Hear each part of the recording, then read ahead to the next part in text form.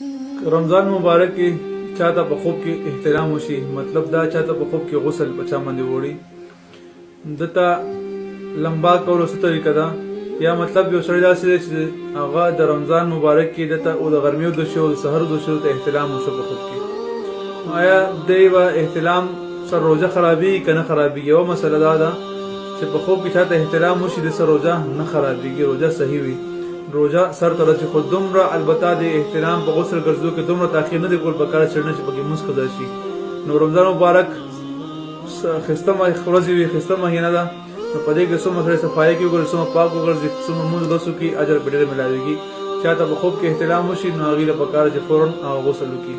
د غسل طریقه هم دغه داسې عام حالت کې سړی غسل کوي او غسل وباسي، مطلب چې کوم غسل کې درې فرض یا فرض ادا کول.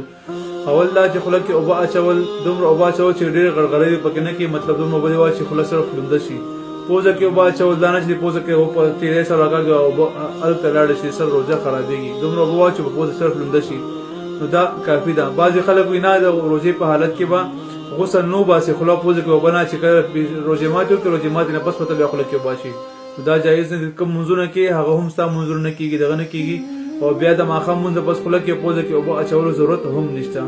چاته هم چې په خوب کې احترام وشي نو دغه طریقه دی کوي، غسل دی ادا کوي، روزه نه خرابېږي، روزه دې سر ته رسوي او ورته هغه ټایم چې لامبي څنګه عام روټین کې غسل ادا کوي هغسې ادا کوي، خو غړغړې او پوزه کې اوبه نه راکاږي. الله تعالی دې موږ تاسو نازل شي. دا ویډیو څومره مخکې ملګرو سره شیر کولی شي. اکثر خلک دې باره کې موږ نه یوټیوب کې هم تاسو خلک کوي او بل زموږ د واتساپ پیجونه دي، ګروپونه دي، هغه کې اکثر خلک دا تاسو کوي، خلکو ته پته نه وي.